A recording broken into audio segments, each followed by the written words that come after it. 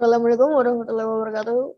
Kami dari kelompok 1 ingin mempresentasikan Physical Security Operation System Security. Di kelompok 1 beranggotakan saya, Adi Aulia, yang kedua ada Adi Bastian, yang ketiga ada Jian Fahri, yang keempat ada Jen Santika, yang kelima ada Mikhail Kalisto, yang keenam ada Miftah Alfawazudi, yang ketujuh ada Nabil Ri, yang kedelapan ada Taufik Darmawan.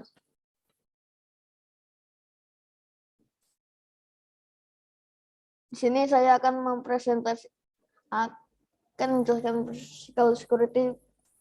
Physical security is an action or method taken to prevent or cope with and protect hardware, program, data networks from physical harm attack, including protection against fire, natural disaster, theft, vandalism, and terrorism.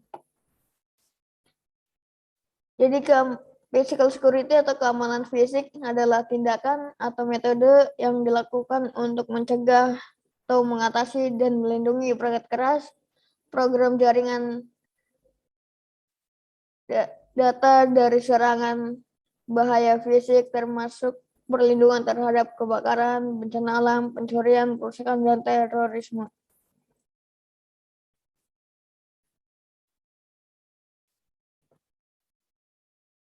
Protect aspect. Yang pertama ada location protection, yang kedua ada physical intrusion detection, yang ketiga ada hardware detection, yang keempat ada eavesdropping, yang kelima ada physical interface.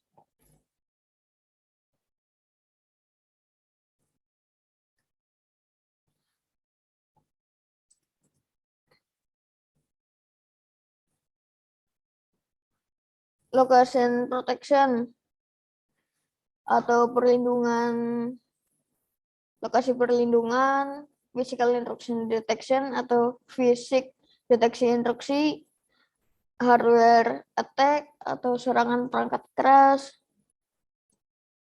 eavesdropping, dan yang kelima physical interface attack, fisik serangan antar muka.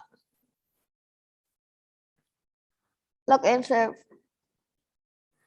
The notion of using a mechanical locking device to protect access to protect the physical location where computer and digital media are stored.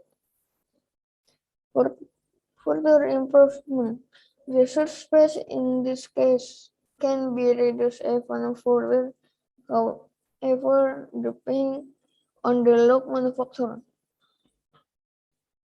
If this design is accepted, the key will have a step spike that will break the cause the lock to jam or prevent a pin for setting problem. Mix of particular look from the source space result in a significant reduction in size. Ruang pencarian dalam hal ini dapat dikurangi lebih jauh, tergantung pada pabrikan kunci. Jika jarak ini terlampaui, kunci akan memiliki lonjakan tajam yang akan mudah pecah, menyebabkan kunci macet atau mencegah pin terpasang dengan benar. MAC-CS kunci tertentu dari ruangan pencarian menghasilkan pengurangan ukuran yang signifikan. Selanjutnya presentasi akan dilanjutkan dengan Adi Bastian.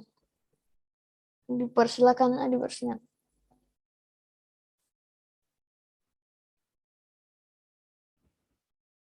Baik, terima kasih Ade Aulia.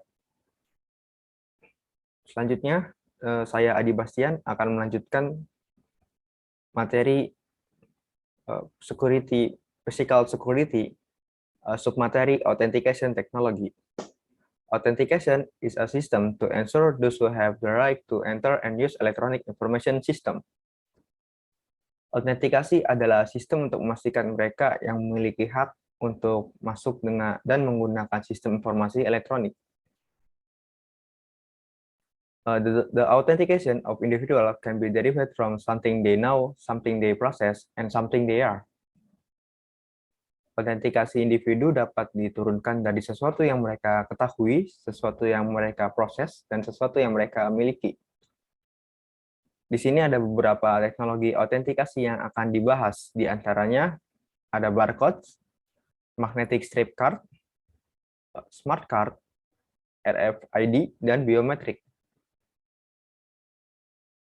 Yang pertama ada barcode.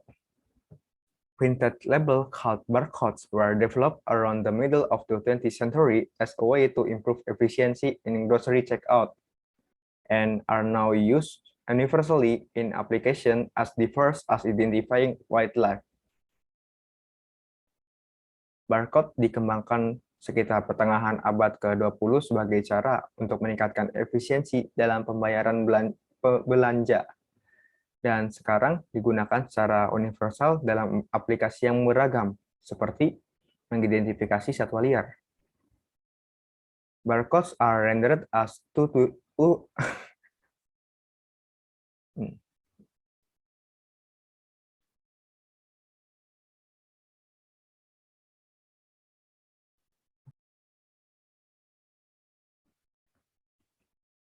Barcodes are rendered as two-dimensional pattern using dots, square, or other symbol that can be read by specialized optical scanner, which translate a specific type of barcodes into its encoded information. Barcode ditampilkan sebagai pola dua dimensi menggunakan titik, kotak, atau simbol lain yang dapat dibaca oleh pemindai optik khusus. Pemindai optik khusus ini dapat menerjemahkan jenis barcode tertentu ke dalam informasi yang disandikan. Among the common use of the such barcodes are tracking postage, forecasting mass merchandise, and ticket confirmation for entertainment and sporting event. Di antara penggunaannya dari barcode ini adalah pelacakan resi atau perangko, pembelian barang dagang secara masif atau besar-besaran, dan konfirmasi tiket untuk acara hiburan dan olahraga. Bisa dilihat ini ada contoh beberapa barcode, ada yang berbentuk seperti kode QR, ada yang berbentuk panjang dan lebar garis-garis seperti itu ya. Ada yang berwarna juga dan alat khusus untuk men-scan-nya. Dan juga sekarang bisa di-scan menggunakan HP untuk kode tertentu. Yang kedua ada magnetic stripe card. The magnetic stripe card is one of the most pervasive means of electronic access control. Currently, magnetic stripe cards are a key component of many financial transactions, such as debit or credit card exchange. These standards dictate the size of the card, the location of the strip, and the data format of the information encoded into the strip. Magnetic strip adalah salah satu alat kontrol akses elektronik yang paling luas untuk saat ini. Untuk saat ini, magnetic strip card merupakan komponen kunci dari banyak transaksi keuangan seperti pertukaran kartu debit ataupun kredit. The magnetic strip card on standard cards actually include 3 tracks.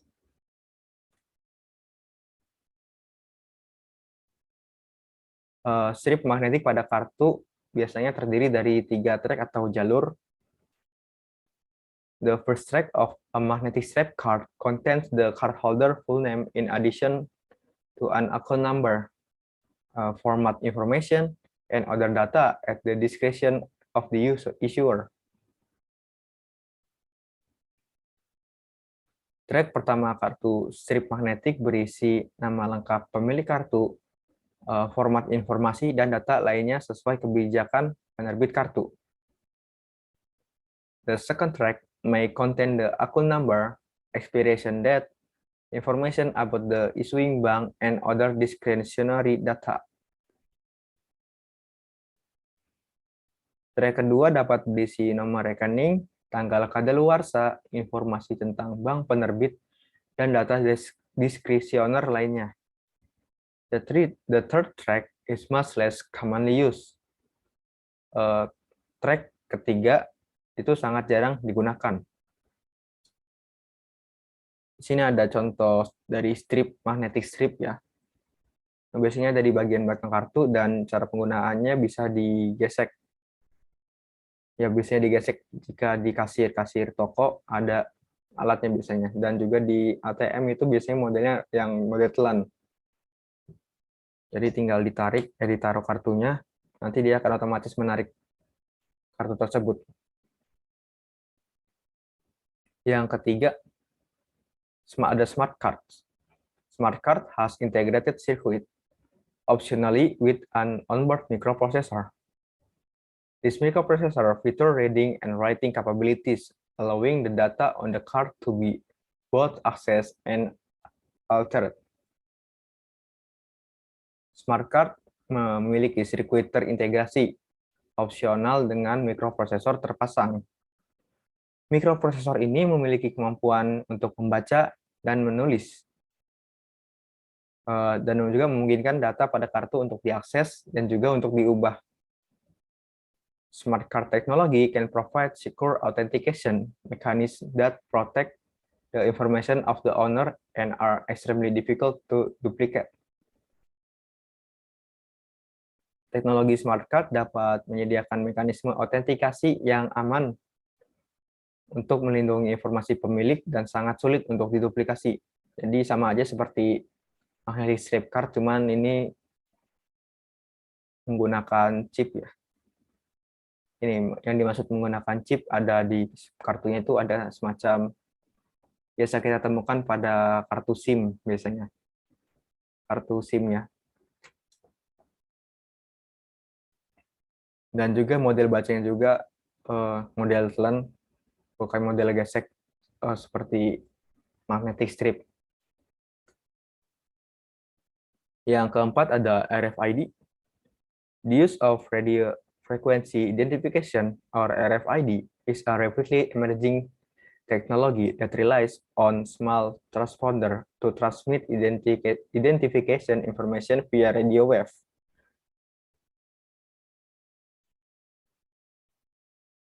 Penggunaan identifikasi frekuensi radio atau RFID adalah teknologi yang berkembang pesat mengandalkan transponder kecil untuk mengirimkan informasi identifikasi melalui gelombang radio. Like contactless smart cards, RFID chips feature an integrated circuit for storing information and a coiled antenna to transmit and receive a radio signal. Seperti smart card, tanpa perlu kontak langsung, chip RFID memiliki sirkuit terpadu untuk menyimpan informasi, dan antena melingkar untuk mengirim dan menerima sinyal radio. Because RFID chips operate using radio wave, they can release information without the need for direct physical contact. As such, it is crucial that some mechanism is employed to protect the information content on RFID chip from unauthorized reader. Karena chip RFID ini beroperasi menggunakan gelombang radio, mereka dapat melepaskan informasi tanpa perlu melakukan kontak fisik. Ya. Dengan demikian, sangat penting bahwa beberapa mekanisme digunakan untuk melindungi informasi yang terkandung pada chip RFID dari pembaca yang tidak sah.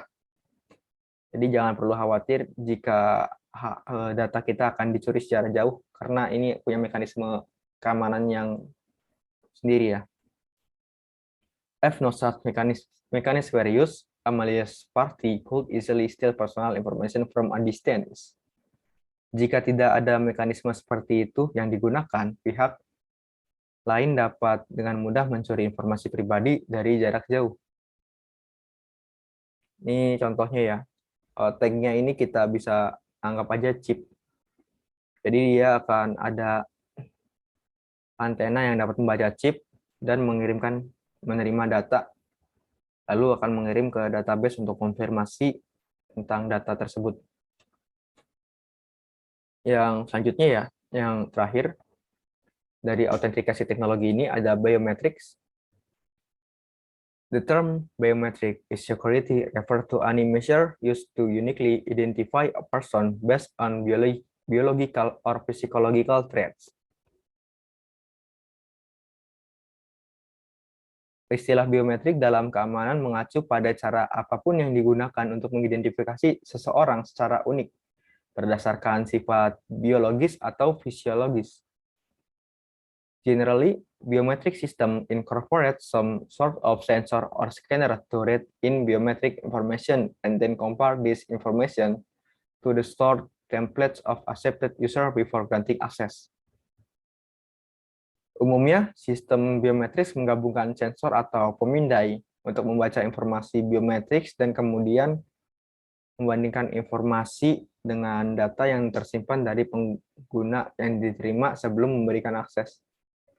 Jadi data yang disimpan akan disamakan dengan data yang di-scan ya. Jika emang data yang di-scan-nya tidak cocok, berarti dia tidak diizinkan, akan ditolak aksesnya.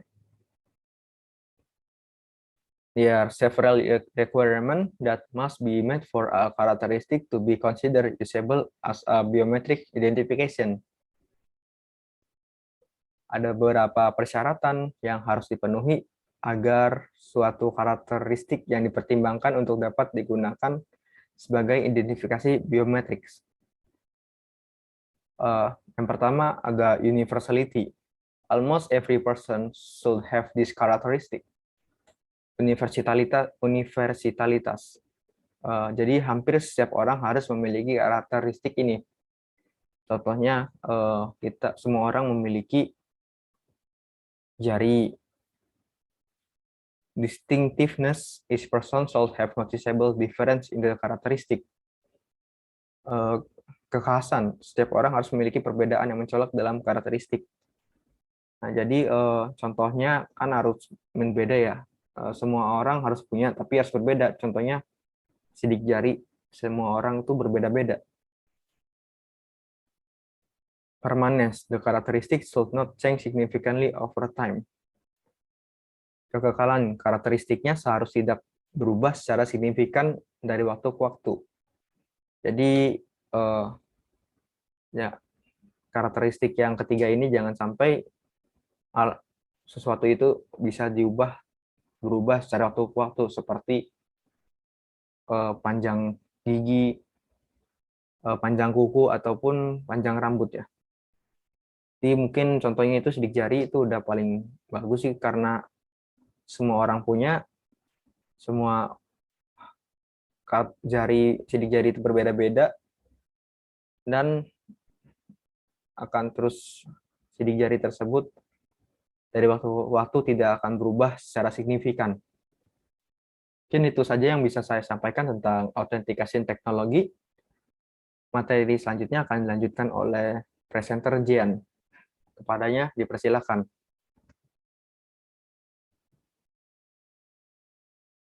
Untuk saat ini Mandiri Strip Card merupakan komponen kunci dari banyak transaksi keuangan seperti pertukaran kartu debit ataupun kredit. The magnetic strip card on standard cards actually include 3 tracks.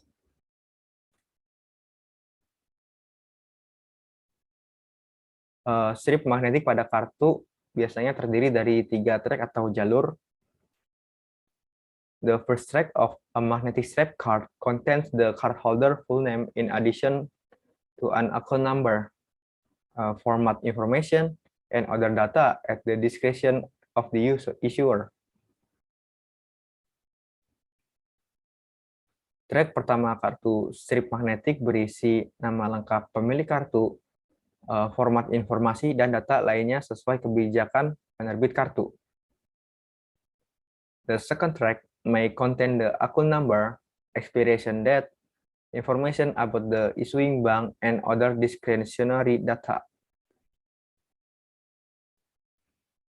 Track kedua dapat berisi nomor rekening, tanggal kadaluarsa, informasi tentang bank penerbit, dan data diskresioner lainnya. The third track is much less commonly used. Track ketiga itu sangat jarang digunakan. Di sini ada contoh dari strip, magnetic strip ya. Biasanya ada di bagian belakang kartu dan cara penggunaannya bisa digesek. Ya biasanya digesek jika di kasir toko ada alatnya biasanya. Dan juga di ATM itu biasanya modelnya yang model telan. Jadi tinggal ditaruh kartunya, nanti dia akan otomatis menarik kartu tersebut. Yang ketiga, ada smart card. Smart card has integrated circuit, optionally with an onboard microprocessor. This microprocessor feature reading and writing capabilities, allowing the data on the card to be both accessed and altered. Smart card memiliki sirkuit terintegrasi, opsional dengan mikroprosesor terpasang. Mikroprosesor ini memiliki kemampuan untuk membaca dan menulis, dan juga memungkinkan data pada kartu untuk diakses dan juga untuk diubah. Smart card technology can provide secure authentication mechanisms that protect the information of the owner and are extremely difficult to duplicate. Teknologi smart card dapat menyediakan mekanisme autentikasi yang aman untuk melindungi informasi pemilik dan sangat sulit untuk diduplikasi. Jadi sama aja seperti magnetic strip card, cuman ini menggunakan chip ya. Ini yang dimaksud menggunakan chip, ada di kartunya itu ada semacam biasa kita temukan pada kartu SIM biasanya. Kartu SIM ya. Dan juga model bacanya juga model telan, bukan model gesek seperti magnetic strip. Yang keempat ada RFID. The use of radio frequency identification or RFID is a rapidly emerging technology that relies on small transponder to transmit identification information via radio wave.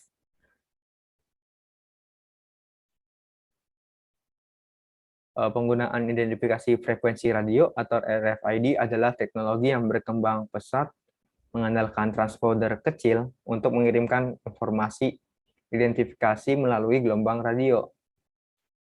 Like contactless smart cards, RFID chips feature an integrated circuit for storing information and a coiled antenna to transmit and receive a radio signal.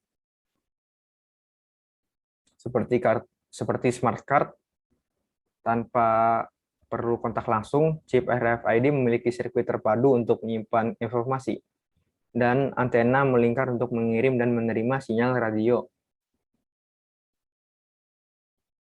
Because RFID chips operate using radio wave, it can release information without the need for direct physical contact. As such, it is crucial that some mechanism is employed to protect the information content on RFID chip from unauthorized reader. Karena chip RFID ini beroperasi menggunakan gelombang radio, mereka dapat melepaskan informasi tanpa perlu melakukan kontak fisik. Ya. Dengan demikian, sangat penting bahwa beberapa mekanisme digunakan untuk melindungi informasi yang terkandung pada chip RFID dari pembaca yang tidak sah. Jadi jangan perlu khawatir jika data kita akan dicuri secara jauh, karena ini punya mekanisme keamanan yang sendiri ya. If no such mechanism were used, a malicious party could easily steal personal information from a distance. Jika tidak ada mekanisme seperti itu yang digunakan, pihak lain dapat dengan mudah mencuri informasi pribadi dari jarak jauh. Ini contohnya ya. Tag-nya ini kita bisa anggap aja chip. Jadi dia akan ada antena yang dapat membaca chip dan menerima data, lalu akan mengirim ke database untuk konfirmasi tentang data tersebut. Yang selanjutnya ya, yang terakhir dari autentikasi teknologi ini ada biometrics. The term biometric security refers to any measure used to uniquely identify a person based on biological or physiological traits. Istilah biometrik dalam keamanan mengacu pada cara apapun yang digunakan untuk mengidentifikasi seseorang secara unik berdasarkan sifat biologis atau fisiologis. Generally, biometric system incorporate some sort of sensor or scanner to read in biometric information and then compare this information to the stored templates of accepted user before granting access. Umumnya, sistem biometris menggabungkan sensor atau pemindai untuk membaca informasi biometrik dan kemudian membandingkan informasi dengan data yang tersimpan dari pengguna yang diterima sebelum memberikan akses. Jadi data yang disimpan akan disamakan dengan data yang di-scan ya. Jika emang data yang di-scan-nya tidak cocok, berarti dia tidak diizinkan, akan ditolak aksesnya. There are several requirements that must be met for a characteristic to be considered usable as a biometric identification. Ada beberapa persyaratan yang harus dipenuhi agar suatu karakteristik yang dipertimbangkan untuk dapat digunakan sebagai identifikasi biometrik. Yang pertama, ada universality. Almost every person should have this characteristic. Universalitas. Jadi hampir setiap orang harus memiliki karakteristik ini. Contohnya, kita semua orang memiliki jari. Distinctiveness, each person should have noticeable difference in the characteristic. Kekhasan, setiap orang harus memiliki perbedaan yang mencolok dalam karakteristik. Nah, jadi contohnya kan harus berbeda ya. Semua orang harus punya, tapi harus berbeda. Contohnya sidik jari, semua orang itu berbeda-beda. Permanence, the characteristics should not change significantly over time. Kekekalan, karakteristiknya seharusnya tidak berubah secara signifikan dari waktu ke waktu. Jadi ya karakteristik yang ketiga ini jangan sampai sesuatu itu bisa berubah secara waktu ke waktu, seperti panjang gigi, panjang kuku, ataupun panjang rambut ya. Jadi mungkin contohnya itu sidik jari itu udah paling bagus sih, karena semua orang punya, semua sidik jari itu berbeda-beda, dan akan terus sidik jari tersebut dari waktu ke waktu tidak akan berubah secara signifikan. Mungkin itu saja yang bisa saya sampaikan tentang authentication teknologi. Materi selanjutnya akan dilanjutkan oleh presenter Jian. Kepadanya dipersilakan.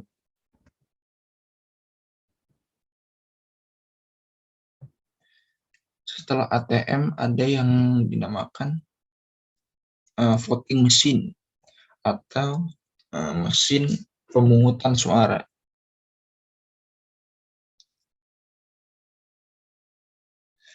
Jadi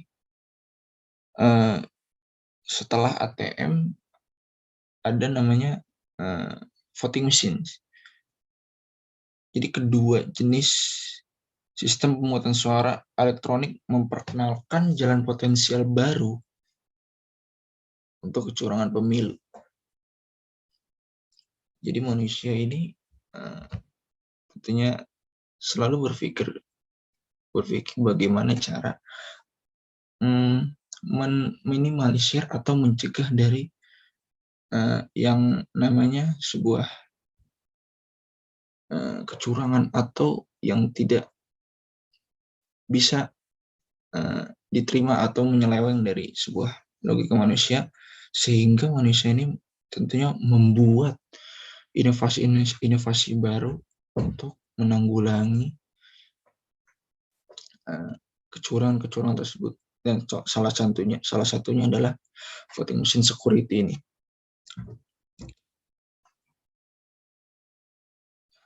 Maka dari itu, untuk mengkoordinir pemilu,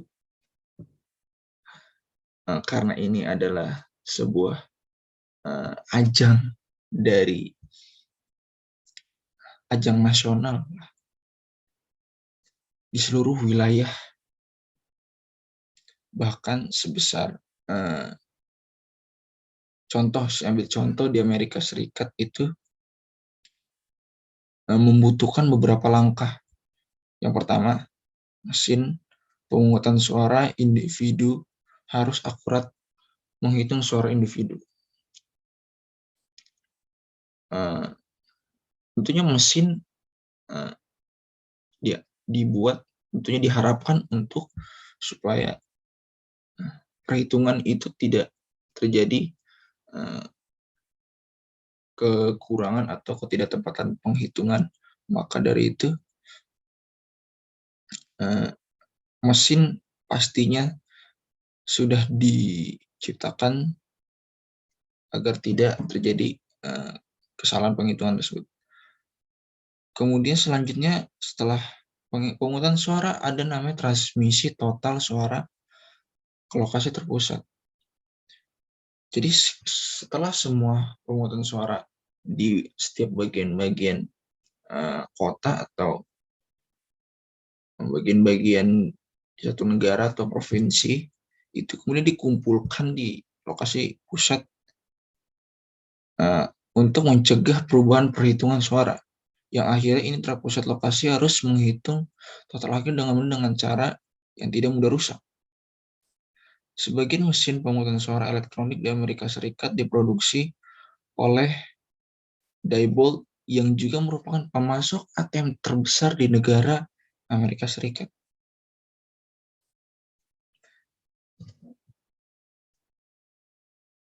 Dan selanjutnya yaitu ada yang namanya physical intrusion detection, atau yang biasa kita sebut sistem deteksi penyusupan, mengingat kembali pemilik fasilitas informasi atau sumber daya sensitif lainnya jika keamanan sumber daya itu telah disusupi. Meskipun peralatan deteksi penyusupan yang terlihat dapat bertindak sebagai pencegah, ini sistem terutama dimasukkan sebagai tindakan respon daripada tindakan pencegahan. Biasanya ada dua bagian untuk setiap sistem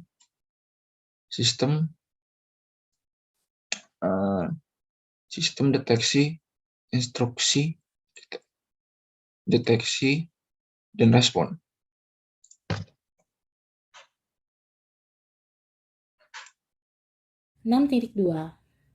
Human Factor and Social Engineering. Kemajuan teknologi menggunakan penjagaan manusia masih menjadi cara untuk mendeteksi penyusup. Tindakan respon terhadap penyusup tergantung pada tindakan manusia yang cepat. Manusia dapat beradaptasi dengan cara yang tidak dapat dilakukan oleh kebanyakan komputer, sehingga tingkat keamanannya lebih besar kepada manusia dalam aplikasi keamanan. Memperkenalkan orang ke dalam model keamanan dapat menghasilkan sejumlah masalah potensial. Misalnya, keamanan human in the loop rentan terhadap serangan rekayasa sosial. Namun, sering terjadi masalah dengan elemen manusia, yaitu kendala, seperti perangkat lunak yang seringkali debuk, perangkat keras yang terkadang gagal, dan sistem tampak rusak tanpa sebab.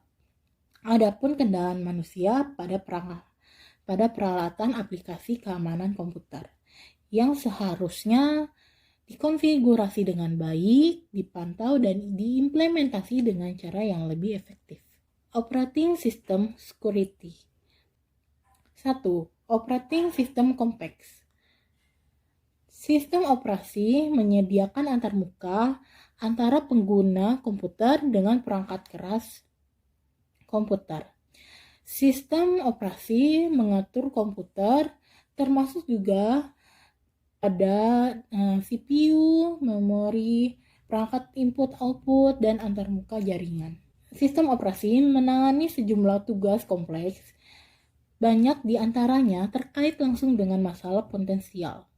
dengan masalah keamanan yang mendasar. Misalnya, sistem operasi yang memungkinkan beberapa pengguna dengan tingkat akses yang berpotensi berbeda-beda kepada komputer yang sama.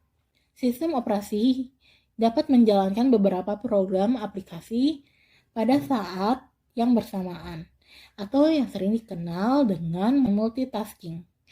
Teknik ini membutuhkan keamanan yang tersirat untuk melindungi setiap aplikasi yang berjalan dari gangguan aplikasi yang berpotensi berbahaya. 1.1. The kernel and input or output. Kernel adalah komponen inti dari sistem operasi yang mengolah sumber daya perangkat keras tingkat rendah termasuk memori, prosesor, perangkat input-output yang seperti keyboard, mouse, ataupun komputer.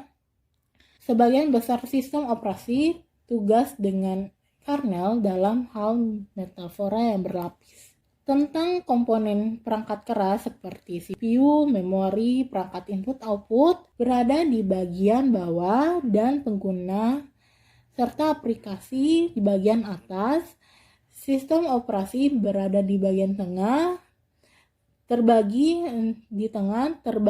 di antara kernelnya, berada tepat di atas perangkat keras komputer dan pelayanan sistem operasi yang tidak penting. Input or output device. Perangkat input-output komputer mencakup seperti keyboard, mouse, komputer, ataupun kartu jaringan, serta perangkat operasional lainnya seperti pemindahan, antarmuka WiFi, kamera, USB, dan perangkat input-output lainnya. Setiap perangkat tersebut diwakili oleh sistem operasi menggunakan drive perangkat yang saling berinteraksi satu dengan lainnya. Sistem call. Panggilan sistem biasanya mendefinisikan fungsi untuk kasih dengan inti. Contohnya, panggilan sistem termasuk untuk melakukan file, membuka, tutup, membaca, dan menulis, dan menjalankan program aplikasi. Panggilan sistem bergantung pada arsitektur prosesor, tapi banyak sistem menerapkan panggilan sistem sebagai interupsi perangkat lunak, permintaan oleh aplikasi agar prosesor menghentikan aliran eksekusi saat ini dan mengalihkan penanganan khusus untuk interupsi. Proses beralih ke mode kernel mengakibatkan dari interupsi biasa yang juga bisa disebut dengan jebakan. Panggilan sistem pada dasarnya menciptakan jembatan di mana proses dapat dengan memfasilitasi komunikasi antara pengguna dan ruang kernel. Karena pemindahan ke ruang kernel melibatkan interaksi langsung dengan perangkat keras, sistem operasi membatasi cara dan sarana aplikasi berinteraksi kernelnya untuk memberikan rasa keamanan dan kebenaran. 1.2. Proses. Kernel mendefinisikan gagasan tentang proses yang merupakan turunan dari program yang sedang dijalankan. Semua program awalnya disimpan dalam simpanan hard drive, tetapi untuk benar-benar dieksekusi, program harus dimuat ke dalam memori RAM. Assalamualaikum warahmatullahi wabarakatuh. Perkenalkan, nama saya Miftah Al-Fawjudin. Saya akan melanjutkan materi yang telah dibacakan oleh Jian Fahri. Untuk materi selanjutnya yaitu Inter-Process Communication. Untuk mengelola sumber daya bersama, seringkali diperlukan proses untuk berkomunikasi satu sama lain. Dengan demikian, sistem operasi biasanya menyertakan mekanisme untuk memfasilitasi komunikasi antar IPC. Salah satu proses teknik sederhana yang dapat digunakan untuk berkomunikasi adalah menyampaikan pesan dengan membaca dan menulis file. File siap diakses oleh banyak proses sebagai bagian dari sumber daya bersama yang besar. Sistem file jadi berkomunikasi dengan cara ini menjadi lebih sederhana. Meski begitu, pendekatan ini terbukti tidak efisien. Untuk materi selanjutnya yaitu signal. Terkadang berkomunikasi melalui memori bersama atau saluran komunikasi bersama. lebih mudah untuk memiliki sarana di mana proses dapat mengirimkan pesan langsung satu sama lain secara asinkron. Sistem berbasis unik menggabungkan sinyal yang pada dasarnya adalah pemberitahuan yang dikirim dari satu proses ke proses lainnya. Proses IDS. Setiap proses yang berjalan pada komputer tertentu diidentifikasikan oleh bilangan bulat non-negatif yang disebut ID proses atau yang lebih ininya PID. Di Linux, akar dari pohon proses adalah init. Proses privilege, yaitu untuk memberikan hak istimewa yang sesuai untuk proses. Sistem operasi mengaitkan informasi tentang pengguna atas nama siapa proses sedang dieksekusi dengan setiap proses. Untuk materi selanjutnya yaitu memory management. Di dalam memory management ada memory access permission. Masing-masing dari 5 segmen memori memiliki kumpulan izin aksesnya sendiri. Dapat dibaca, ditulis, dan dijalankan. Izin ini diterapkan oleh sistem operasi. Wilayah teks biasanya hanya baca. Misalnya, karena umumnya tidak inginkan untuk mengizinkan perubahan kode program selama eksekusinya. Contiguous address space. Seperti dijelaskan di atas, setiap ruang alamat proses adalah blok memori yang berdekatan. Array index sebagai blok memori yang berdekatan. Misalnya, jadi jika sebuah program menggunakan array yang besar, diperlukan ruang alamat untuk data yang berdekatan. Untuk materi selanjutnya yaitu proses security. Di dalam proses security ada the boot sequence, yaitu tindakan memuat sistem operasi ke dalam memori dari keadaan mati dikenal sebagai booting. Awalnya bootstrap. Tugas ini tampak seperti tantangan yang sulit pada awalnya. Semua kode sistem informasi disimpan dalam penyimpanan persisten, biasanya hard drive. The boot device hierarchy. Namun, ada beberapa masalah keamanan lain yang terkait dengan urutan boot. Kebanyakan bootloader tahap kedua memungkinkan pengguna untuk menentukan perangkat mana yang harus digunakan untuk memuat sisa sistem operasi dalam kebanyakannya. Kasus opsi ini didefault untuk boot dari hard drive atau dalam hal instalasi baru dari media bagi pengguna biasa. Mungkin begitu saja materi dari saya. Selanjutnya akan dilanjutkan oleh Michael Kalisto. Baik, saya akan melanjutkan materi yang sudah dijelaskan oleh Saudara Pawas, yaitu tentang Memory and File System Security, Virtual Memory Security, Windows and Linux swap files. On Windows, virtual memory page that have been written to the hard disk are actually contained in what is known as the page file, located at C pagefile.ses, Linux. On the other hand, typical requires user to set up an entire partition of their hard disk, known as the swap partition, to contain this memory page. In addition to the swap partition, Linux alternately support a swap file. Jadi Windows dan Linux ini, sistem operasi Linux dan Windows ini, dia itu support ataupun mendukung yang namanya swap files. Swap files itu yang artinya adalah saling membackup ataupun menukar data. Data yang disimpan pada datasi_pagefile.ses. Nah, gunanya apa? Gunanya untuk membaca ataupun mengetahui lokasi ataupun letak file-file yang disimpan pada sistem data C. Oke, next. Attacks on virtual memory.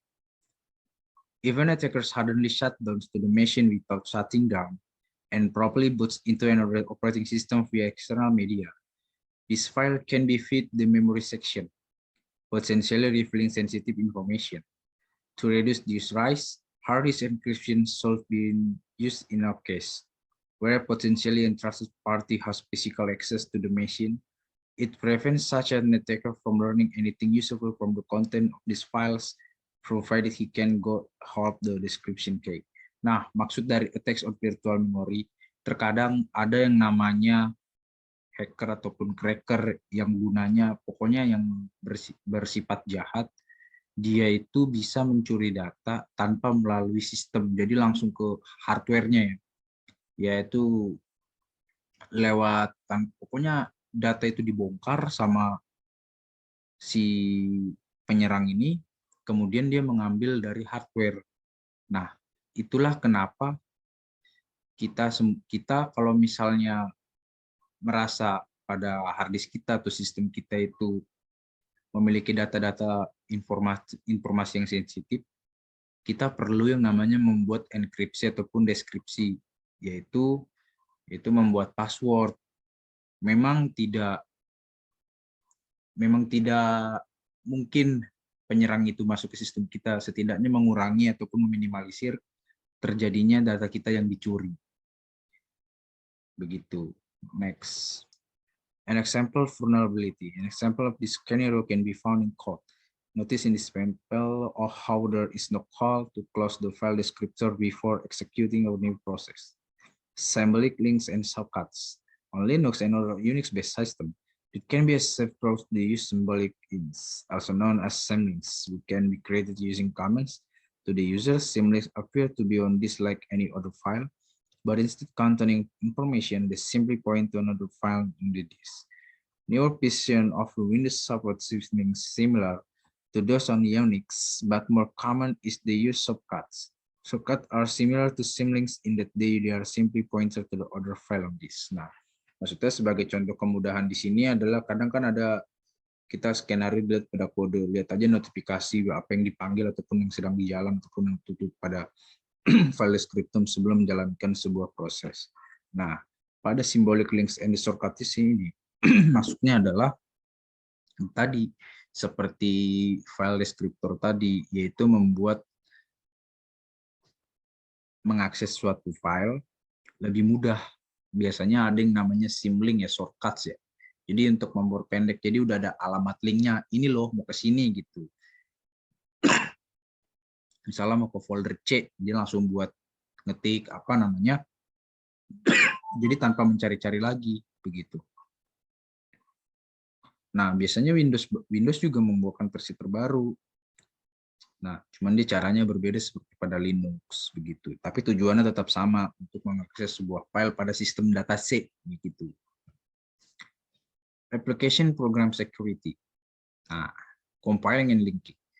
The process of converting source code, which is written in program language, such as Java or C++, to the machine code instruction that a processor can execute is known as compiling. A program may be compiled to be either statically linked or dynamically linked.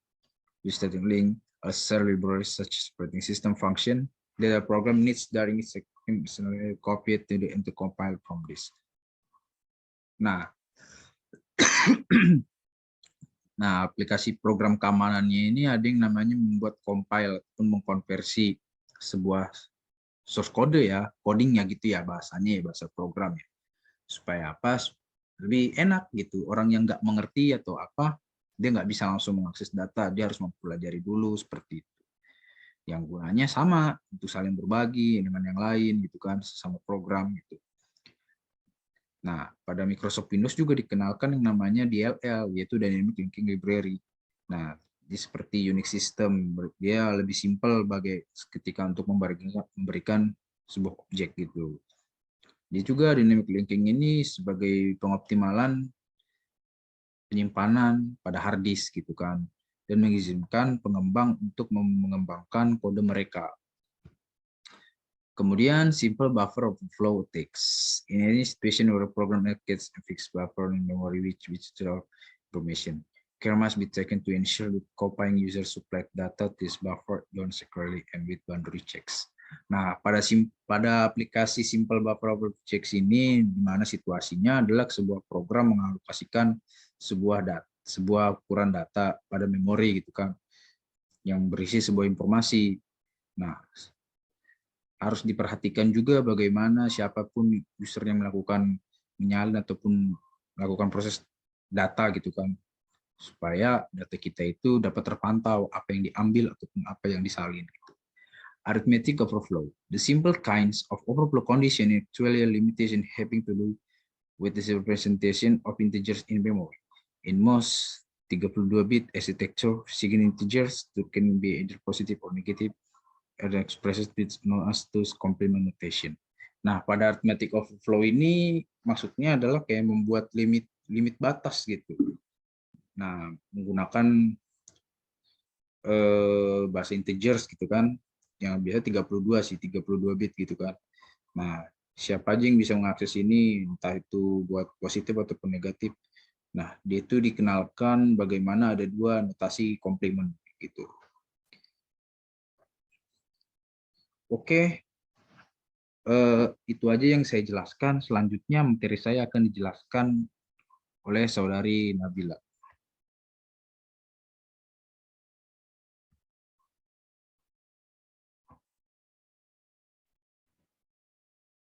Assalamualaikum warahmatullahi wabarakatuh. Saya Nabila Aninda dari kelompok 1. Nah, di sini saya akan melanjutkan materi yaitu buffer overflow berbasis stack. Nah, di sini buffer overflow berbasis stack ini merupakan bagian dari physical security dan operating system security.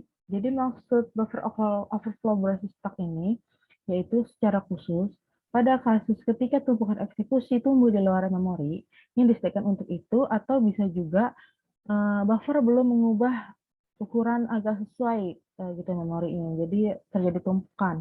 Contohnya jika saya memanggil fungsi yang secara rekursif itu seperti panggilan secara terus-menerus yang memanggil dirinya sendiri tanpa penghentian, maka saya akan menyebabkan stack overflow. Karena setiap panggilan itu memiliki fungsi membuat bingkai stack baru dan stack lama gitu. Pada akhirnya akan memakan memori yang lebih banyak daripada yang disediakan. Selanjutnya, knob sliding. Knob sliding ini merupakan metode yang memungkinkan penyerang untuk bisa menebak lokasi kode di memori itu dengan meningkatkan ukuran target. Knob atau NOP adalah instruksi CPU yang sebenarnya tidak melakukan apapun kecuali diberi instruksi kepada prosesor untuk melanjutkan ke instruksi berikutnya. Untuk teknik ini, penyerang akan membuat payload yang berisi jumlah data yang sesuai untuk melewati buffer. Selanjutnya, trampolining. Terlepas dari sliding yang membuat buffer overflow berbasis stack ini memungkinkan berhasil, tapi kalau dilihat ini, trampolining juga merupakan teknik yang lebih tepat gitu. Sebagian besar proses memuat konten perpustakaan eksternal ke dalam ruang alamatnya bagus gitu. Pustaka eksternal ini berisi instruksi yang biasanya digunakan oleh banyak proses panggilan sistem dan level rendah lainnya ke kode sistem operasi. Oke, selanjutnya, to return to a lib attack, atau bisa dibilang serangan return to lib, serangan kembali ke libc, adalah serangan keamanan komputer yang biasanya dimulai dengan buffer overflow, di mana alamat pengirim yang disebut subroutine pada tumpukan panggilan ini diganti dengan menggunakan alamat subroutine atau subroutine bisa jadi yang sudah ada di dalam memori yang dapat dieksekusi atau diproses. Dengan melalui fitur bit one execute jika ada dan menyingkirkan penyerang dari kebutuhan untuk pemasukan kode mereka sendiri gitu. Oke, selanjutnya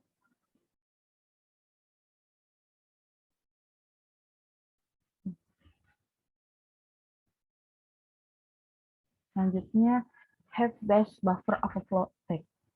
Serangan buffer overflow berbasis heap. Sebelum program dijalankan, loader ini memberikan ruang alamat virtual gitu yang mencakup alamat untuk heap dan stack. Jadi heap adalah merupakan blok memori yang digunakan untuk variabel global dan variabel yang ditetapkan memori saat runtime, saat berjalan gitu. Contohnya seperti ketika tumpukan suatu barang atau contohnya piring lah gitu. Maka tumpukan perangkat lunak ini dibangun dari bingkai yang menampung variabel lokasi fungsi tersebut. Jika menampung banyak variabel, maka heap atau tumpukan akan bertambah banyak. Jadi pending gitu istilahnya, karena menumpuk. Oke, sekian dari saya. Yang selanjutnya akan disampaikan oleh rekan saya. Terima kasih.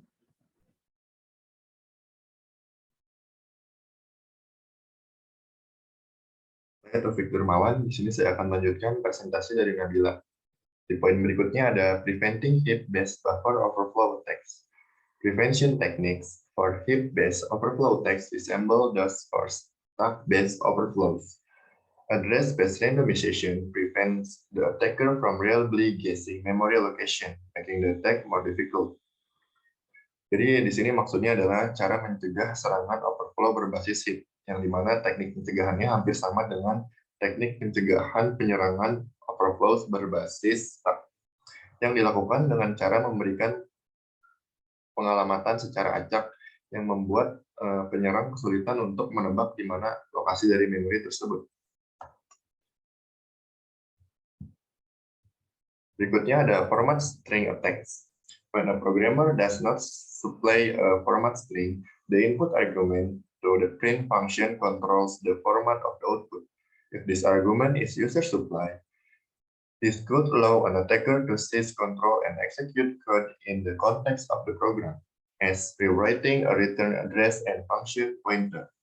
Jadi maksudnya, ketika seorang programmer tidak menyediakan format string, penyerang dapat membuat input yang menggunakan format string untuk menulis ke lokasi di memori. Ini memungkinkan penyerang untuk mengambil kendali dan mengeksekusi kode dalam konteks program, seperti menimpa alamat pengembalian dan mengambil alih fungsi pointer. Selanjutnya ada rest condition. A rest condition is a situation in several processes access and manipulate data simultaneously. The final value of the shared data depends on the last complete process. Jadi maksudnya rest condition adalah situasi di mana beberapa proses akses dan manipulasi data yang dilakukan secara bersamaan. Seperti contohnya pada saat melakukan editing di Google Document. Jadi nilai terakhir atau hasil akhirnya itu tergantung dari hasil orang yang mengedit terakhir kali. Kurang lebih seperti itu. Berikutnya ada kesimpulan.